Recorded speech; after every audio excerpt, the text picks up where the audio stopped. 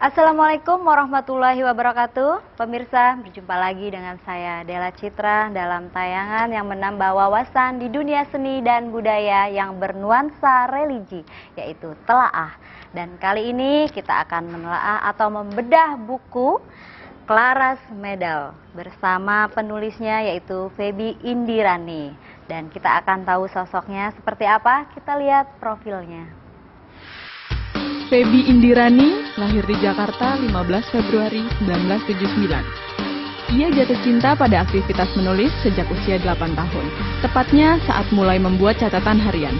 Pada Maret 2005, naskah drama pertamanya menjadi nominator pemenang kompetisi perempuan penulis drama yang diadakan Dewan Kesenian Jakarta. Claras Medal adalah novel terbarunya yang terbit di akhir tahun 2011.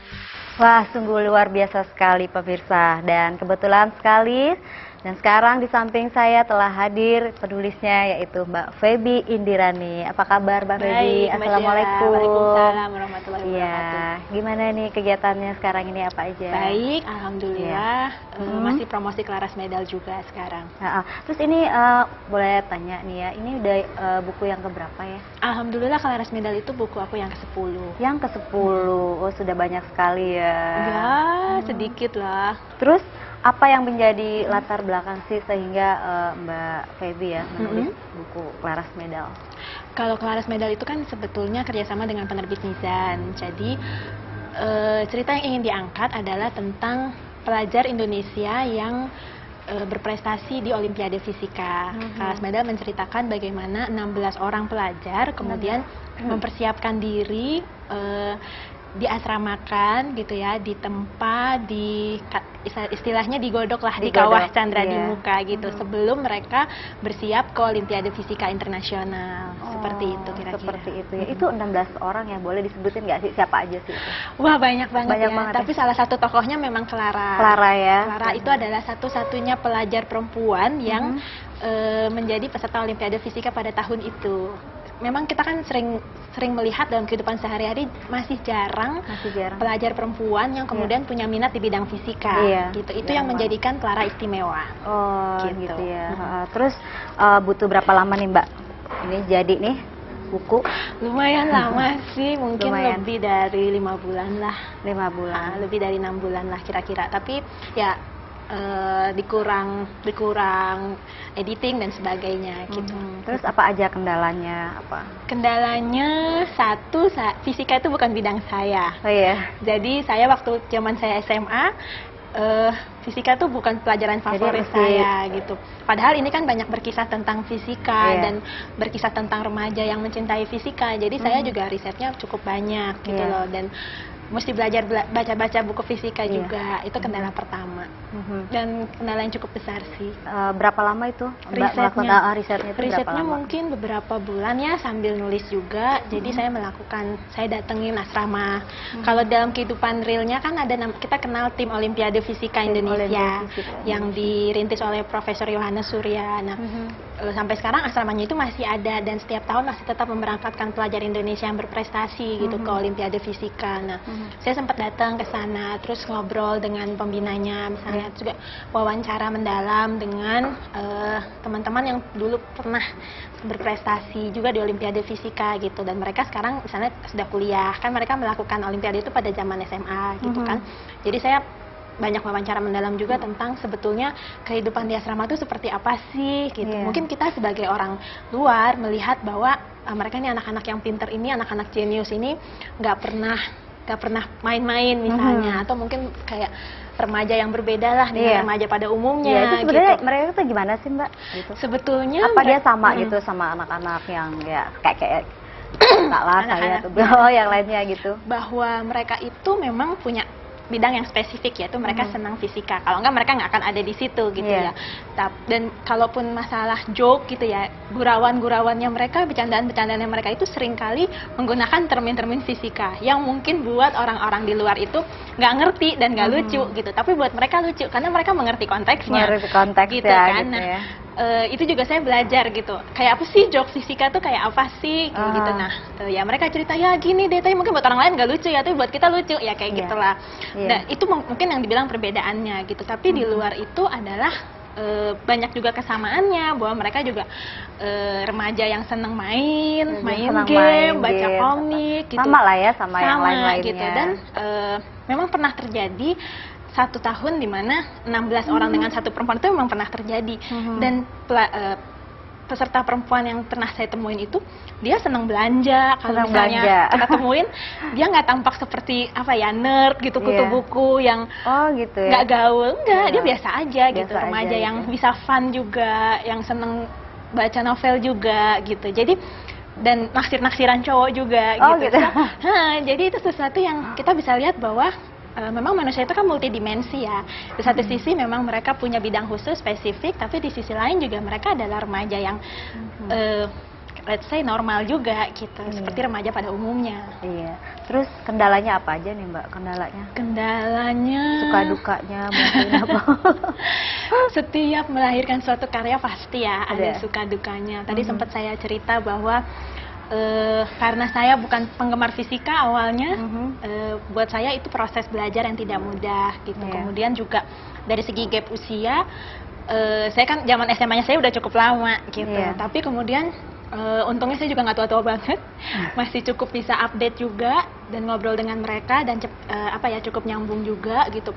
Kendala fisikanya itu ya kendala yang tadi saya bilang, belajar fisikanya itu buat saya awal-awalnya sempat susah gitu, tapi lama-lama saya bisa update juga. Dan kemudian untuk mengatasi kendala karena saya nggak begitu ngerti fisikanya, saya saya berkonsultasi dengan yang memang fisikawan gitu. Jadi kan dalam hidup selalu gitu ya Mbak, kita mungkin tidak bisa menguasai segala hal, tapi kita selalu bisa bertanya sama ahlinya, selalu bisa konsultasi dengan orang yang memang menguasai bidang itu. Terus mereka anak-anak itu umurnya kira-kira berapa tahun? Kalau untuk Olimpiade ini kan untuk level SMA. Oh, level SMA. Jadi 16, 17, 18 tahun. Pastinya kan ada kesulitan ya menghadapi 16 tahun itu kan. Lagi masa mencari jati masih diri. Mencari jati diri itu pembentukan ya. Masih mengalami proses mematangkan emosinya dan seperti itu ya. Karena mereka kan 5 bulan harus jauh dari rumah, harus meninggalkan kegiatan sehari-harinya mereka. Jadi mereka dispensasi kan, tidak sekolah selama itu gitu. Nah, itu kan kayak seolah-olah ya tercerabut juga dari akarnya untuk beberapa waktu gitu. Yang diceritakan di Claras Medal juga banyak bagaimana sih konflik yang terjadi di antara mereka, kemudian bagaimana mereka ya proses pertumbuhannya mereka gitu, berjuang untuk satu tujuan tapi sekaligus juga bisa bersaing satu sama lain. Gitu. Ada triknya nggak sih menghadapi anak-anak umur segitu ya? 17 tahun, 16 tahun tuh gimana tuh? Orang-orang selalu bilang teenager itu selalu yang paling challenging ya. Remaja itu selalu yang paling menantang. Kalau buat saya sih, ketika saya ngobrol sama teman-teman itu kan mereka lumayan sudah lebih dewasa ya. Jadi saya ketemunya ketika mereka kuliah berapa tahun yang lalu mereka mengalami proses itu. Kalau buat saya sih satu hal, remaja itu jadiin teman.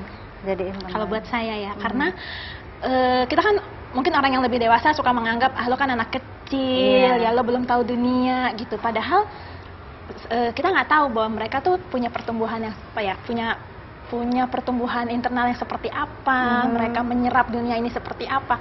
Jadi kalau buat aku sih lebih respect aja ya, respect dan menganggap mereka itu sebagai teman gitu, dan bahwa mereka tuh juga tidak layak diremehkan hanya karena mereka lebih muda. Seperti itu. Oke. Aduh, menarik sekali ya Mbak ya. Perbincangan kita semakin menarik. Kita stop dulu ya, nanti kita lanjut lagi.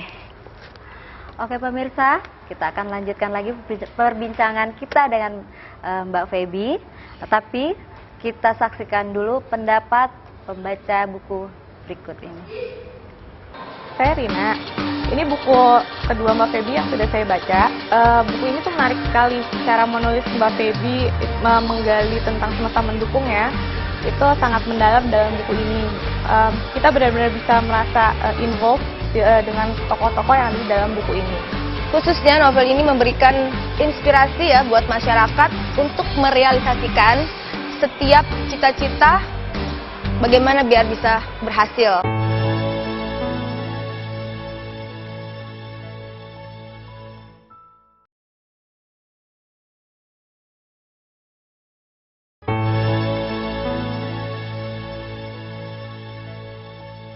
Ya pemirsa, kita lanjutkan lagi perbincangan kita dengan Mbak Feby Indirani. Kita lanjutin lagi ya Mbak ya, kita ngobrol-ngobrol lagi nih. Oke Mbak, ada nggak sih hal yang menarik gitu loh yang terjadi di dalam asrama gitu? Kalau yang menarik sih banyak sekali ya. Maksudnya proses penyesuaian mereka yang tadi saya sempat sebutkan bahwa tidak mudah buat mereka untuk bisa menyesuaikan diri pada awalnya gitu, karena kan bisa datang dari background yang berbeda-beda. Jadi gini, kalau Claras Medal itu kan terinspirasi dari kisah nyata, tapi tidak semua hal yang dalam buku itu adalah sesuatu yang nyata gitu. Jadi ya fiksi yang terinspirasi dari kisah nyata. Kalau dalam buku Claras Medal ini beberapa hal yang saya sempat tuliskan adalah misalnya karena kan backgroundnya berbeda-beda nih ya, jadi mereka dapat teman sekamar gitu. Ada yang satu sukanya udara dingin gitu, jadi AC kamar dinyalain. Yang satu wah nggak betah, jadi kedinginan nggak bisa tidur misalnya, padahal mereka sekamar gitu. Akhirnya jadi ya akhirnya konflik. Ya harus yang satu akhirnya ya udah deh saya tidur di luar aja misalnya, seperti itu gitu. Itu sepertinya kecil ya, tapi bagaimanapun ketika tinggal bersama dengan orang yang kita nggak pernah kenal sebelumnya, pasti hal-hal keseharian seperti itu akan sangat banyak terjadi, gesekan-gesekan kecil yang keseharian. Atau misalnya bagaimana ini kalau ini terjadi sebenarnya gitu. Jadi teman-teman ini kan belajarnya sangat keras, akhirnya rambut pada rontok, rambut pada rontok, akhirnya saluran air tersumbat misalnya kayak gitu. Nah, salah-salahan ya. Ini rambut siapa nih gitu. Ya, ini kenapa sih kok begini gitu. Ternyata karena rambut rontok, saluran tersumbat gitu. Itu kan hal yang sebenarnya sederhana, sepele, tapi karena ya namanya kita tinggal bersama di sebuah tempat bareng-bareng orang lain yang mesti banyak sekali toleransinya, mesti banyak sekali pendewasaan diri juga untuk nggak egois, untuk bisa untuk bisa menimbang juga kebutuhan-kebutuhan orang lain. Itu kan tidak gampang ya, ketika mempersiapkan diri pasti ada bosannya, ada capeknya gitu, ada tekanan-tekanan tertentu, harapan-harapan orang yang banyak yang bisa jadi bikin beban moral misalnya seperti itu. Terus itu di dalam asrama itu apa benar-benar cuma belajar? Apa mungkin ada selingan gitu ya, belajar musik atau mungkin? Kalau mereka kan memang fokus ya untuk belajar fisika, tapi pasti ada hari liburnya lah. Hari libur. Gitu, hari libur itu yang mereka bisa bebas mau ngapain gitu, mau main komputer kah atau apa gitu loh. Tapi pada dasarnya yang saya tahu juga aslinya itu mereka memang dipandang sebagai orang yang cukup dewasa yang bisa bertanggung jawab. Jadi ya udah atur aja waktu lo sendiri gitu, lebih seperti itu gitu. Tapi memang ada jadwal di mana oke, ini libur, hari-hari lainnya ya memang harus lebih fokus belajar kayak gitu.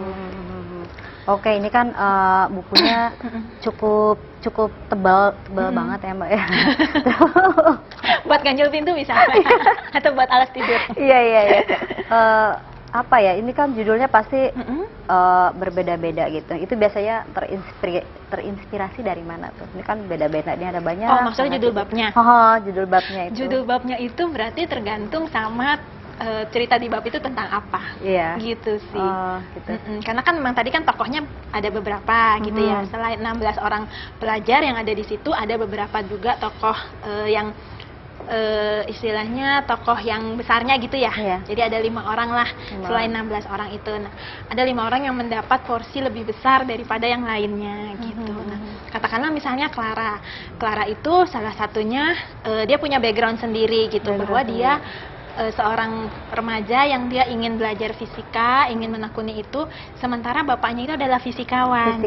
Nah, ketika tidak mudah loh gitu. Kita kadang-kadang melihat ketika seseorang dengan nama besar bapaknya gitu ya, kemudian dia ingin menekuni bidang yang sama, orang seringkali pandangannya berbeda-beda melihat itu gitu. Misalnya katakanlah dia menang gitu ya, kalau dia menang, terang aja lo menang, kan bokap lo fisikawan, kan mungkin bokap lo juga yang bikin soal, kayak gitu loh. Tapi kalau misalnya dia kalah, ih bodoh banget sih. Jadi suatu gitu. Ini ya, jadi ada beban moral tersendiri buat dia. Kebetulan hal itu yang dialami oleh Clara. Gitu. Terus di dalam asrama itu pastinya ada konflik, pastinya juga ada stres apa ya. Apakah hal ini terjadi juga di kehidupan nyatanya gitu? Oh pasti ya.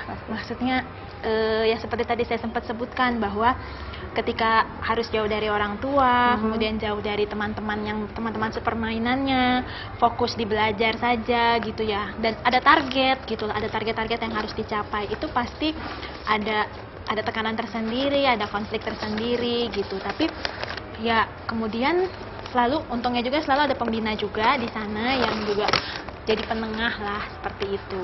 Apa sih Mbak yang disebut dengan mestakung dalam buku ini? Mestakung, semesta mendukung. Iya. Ya, semesta mendukung. Kenapa enggak fisika mendukung?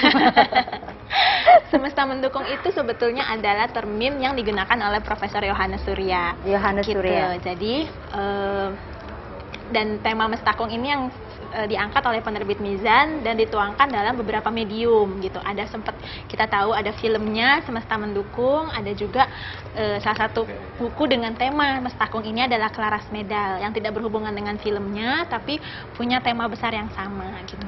Mestakung itu sebetulnya secara sederhananya adalah bagaimana ketika kita menginginkan sesuatu dan kita sangat menginginkannya, kemudian kita meletakkan diri kita pada suatu titik yang kritis gitu.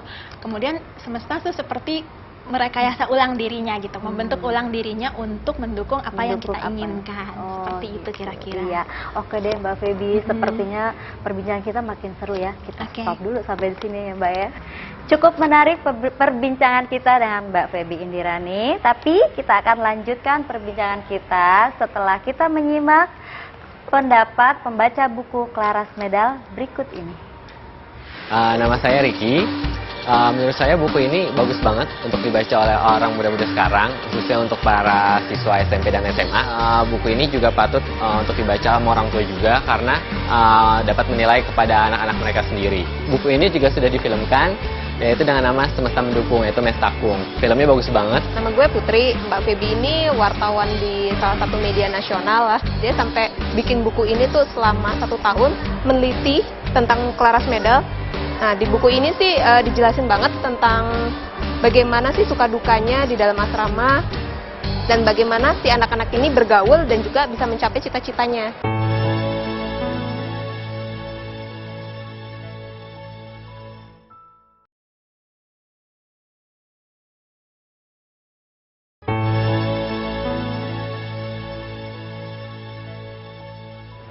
Ya pemirsa, kita lanjutkan lagi perbincangan kita dengan Mbak Feby Indirani. Kita ngobrol lagi nih Mbak ya. Gini loh Mbak, kita kembali lagi ya ke masalah asrama. Terus bagaimana para asrama mengatasi gitu loh anak-anak itu. Oke, kalau di Claras Medal seperti tadi saya sempat sebutkan kan ada pengurusnya ya, ada pembina juga, ya. gitu. Nah, kalau di Claras Medal yang pertama adalah pembina itu fungsinya untuk memotivasi para pelajar ini untuk terus konsentrasi dan konsisten dalam belajar gitu ya. Karena persiapan 5 bulan itu bisa jadi sangat ketat banget gitu untuk menjelang Olimpiade. Jadi kalau buat mereka yang terpenting adalah bahwa teman-teman ini mesti gimana caranya menjaga motivasinya, gitu untuk bisa terus konsentrasi belajar. Terutama mungkin betah dulu kali ya Mbak ya, karena kan justru betul pastinya sekali. Ya. Karena tidak mudah ya, maksudnya ya kalau belajar dalam kondisi yang tidak nyaman kan tentunya tidak menyenangkan gitu. Jadi bagaimana situasinya dibuat supaya betah nyaman, dulu, gitu, betul nyaman supaya dibuat betah dan termotivasi tentunya gitu ya. Tapi juga jangan juga terlalu nyaman, karena kalau terlalu nyaman lupa belajarnya. Iya. Maksudnya, dan dibuat tidak terlalu nyaman itu dengan kalau di Claras Medal itu ada semacam sistem eliminasi. Jadi tidak semua orang yang sudah dilatih selama 5 bulan itu bisa berangkat ke Olimpiadenya. Gitu. Nah, itu kan merupakan beban tersendiri karena mereka akan bersaing satu sama lain juga, gitu ya. Dan kemudian bisa jadi misalnya datang dari daerah yang jauh gitu ya. Terus semua orang satu sekolahnya sudah tahu bahwa dia mau ikut Olimpiade Fisika. Tiba-tiba dia pulang bahkan tanpa punya kesempatan untuk bertandingnya. Itu kan nggak gampang tuh. Banget betul ya. Gitu setelah 5 bulan, setelah meninggalkan, setelah pengorbanan tertentu yang sudah dilakukan, bahkan berperangnya saja tidak gitu. Nah, itu salah satu upaya membuat mereka tidak terlalu nyaman, supaya lebih prihatin, supaya tetap berjuang semangat gitu. terus belajar, bahwa masih ada pastinya kesempatan yang lain ya. Betul, itu salah satu yang dilakukan seperti itu. Terus buku ini kan menceritakan kehidupan asrama Tofi itu yang serius banget gitu. Terus kalau di pengen sini fusi sih. Jadi Tofi itu kan dalam kisah nyatanya ya. Iya. Karena ini fiksi dan Fiksi. memang tidak menggambarkan plek-plek, tidak menggambarkan apa yang terjadi di Tofinya gitu. Ini kan plus imajinasi. Iya. Seperti itulah. Jadi tidak 100% sama dengan Tofi, enggak. Iya. Gitu. Bisa cerita dong Mbak, mungkin ada yang kisah lucu atau mungkin kisah percintaan. Oh ya, kalau namanya juga ini ya, remaja baru mulai mengenal lawan jenisnya seperti apa gitu. Sementara satu-satunya cewek di situ adalah Clara. Jadi kembang dan Jadi idola ya? Jadi idola, jadi kembang dan antara Jadi kembang. Ya seperti itu. Nah, ya ada sih semacam ya namanya remaja ya, senang-senangan kayak gitu ada. Jadi kayak romantika remaja lah Romantika gitu. remaja. Tapi bahwa buku ini memang tidak seperti misalnya buku-buku remaja yang fokusnya pada percintaan. Jadi semacam bumbu aja gitu, Bumbu-bumbu aja. bahwa itu sesuatu yang normal, manusiawi, tapi fokusnya nggak ada di situ gitu. Cuma relatif nggak mungkin sih tinggal bareng-bareng, terus ketemu setiap hari, terus ya di antara sekian banyak teman cowok gitu pasti adalah yang ya hal-hal yang romansnya seperti itu pasti ada gitu secara manusiawinya gitu. Kalau cerita lucu-lucu sih banyak ya, Banyak. bisa disimak silahkan. Tapi Ceritain dong sedikit gitu. ceritain misalnya mereka tuh main Truth and Dare salah satunya gitu. Truth and Dare itu kalau Mbak Dela tahu kalau pilihannya truth atau dare gitu. Truth itu mengakui misalnya pertanyaan apapun yang ditanyakan harus dijawab dengan jujur. Yeah. Kalau dare itu adalah disuruh apa aja harus mau. Harus gitu. mau. Jadi misalnya ada cerita seorang siswa yang pendiam banget gitu. Dia milih, yaudah deh dare aja misalnya. Pilihan dare akhirnya yaudah lo harus ngomong 10 menit tanpa berhenti. Dan ternyata buat dia itu susah banget gitu. Atau misalnya apalah misalnya menirukan orang utan misalnya ya, kayak hal kayak gitulah. Itu ya maksudnya bagaimana mereka mengisi waktu luang juga gitu. Jadi nggak selalu serius, nggak selalu belajar yang rumit-rumit gitu, tapi juga mereka bisa gila-gilaan dan bisa konyol juga. Iya, mungkin ada juga di sini ada nggak sih mungkin kisah dicampur dengan kisah Mbak Feby sendiri di sini? Oh nggak ada, nggak ada sama sekali. Kalau kisah saya nggak ada. Siapa tahu kan karena kan ini terinspirasi gitu kan, ini masukin deh sedikit-sedikit gitu. Terinspirasi sama cerita-cerita teman-teman yang pernah teman-teman yang pernah ikut Olimpiade Fisika. Iya. Tapi saya bisa bilang ya ini bukan kisah nyata, hanya terinspirasi aja. Terinspirasi. Oke deh Mbak. Terus pesan Mbak Feby untuk para generasi muda itu apa sih Mbak? Kalau buat saya yang terpenting kan generasi muda itu kan ini ya, maksudnya masa depan bangsa gitu. Saya sebenarnya salah satu pesan yang saya inginkan dari buku ini adalah bagaimana generasi muda Indonesia itu jadi generasi yang bangga, gitu loh, yang bangga sama dirinya, yang bangga, yang punya prestasi. Bahwa masih banyak yang perlu digali, sebenarnya banyak betul harus sekali, yang bahwa bisa digali dalam diri dia. Bahwa remaja Indonesia itu setara dengan generasi muda dari negara manapun, dan itu sudah terbukti ya di Olimpiade Fisika kita sering sekali dapat medali, sering sekali menang gitu. Tapi kemudian hidup itu tidak hanya masalah menang dan kalah, gitu loh. Jadi bagaimanapun ketika kita memang semua orang pengen menang, tapi apa sih arti kemenangan itu, gitu loh.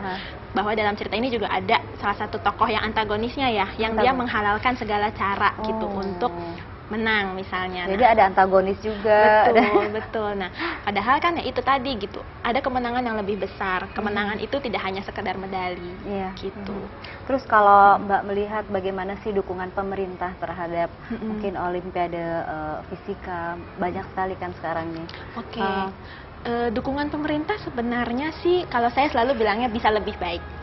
Bisa lebih baik. Artinya kalau kita lihat, saya nggak bilang pemerintah nggak mendukung sama sekali, enggak gitu. Tapi seharusnya bisa lebih baik bisa lebih besar lagi, karena mungkin selama ini porsinya pemerintah masih katakanlah tiba-tiba kita mau bikin gedung DPR yang mewah misalnya, atau bisa gitu ya, tapi gitu. Jadi banyak sekali belanja pemerintah yang masuknya ke politik misalnya, dan ke pendidikan itu ya masih bisa ditingkatkan lah, gitu loh. Bahwa porsi porsi pemberitaan juga lebih banyak misalnya ke politik gitu. Porsi perhatian pemerintah juga kayaknya tersedot ke hal-hal itu. Padahal banyak sekali anak-anak kita yang pelajar-pelajar berpotensi, Indonesia yang berprestasi yang mestinya bisa dapat dana yang lebih besar. Semacam kayak dana penelitian aja kan sekarang masih sangat minim gitu dari pemerintah. Akhirnya peneliti Indonesia banyak yang digaji di luar negeri dengan gaji yang lebih mahal, lebih baik kehidupannya.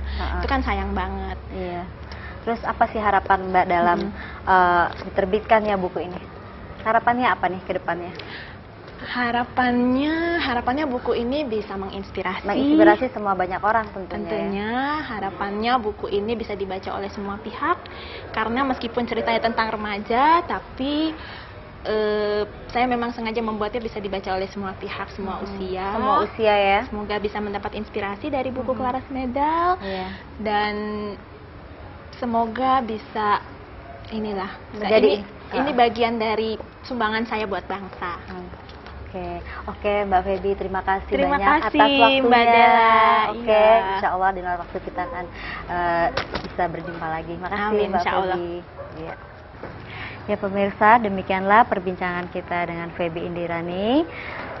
Kita akan berjumpa lagi di Telaah setiap minggu jam 16.30. Saksikan di Indovision channel 97. Saya Dela Citra. Wassalamualaikum warahmatullahi wabarakatuh. Waalaikumsalam.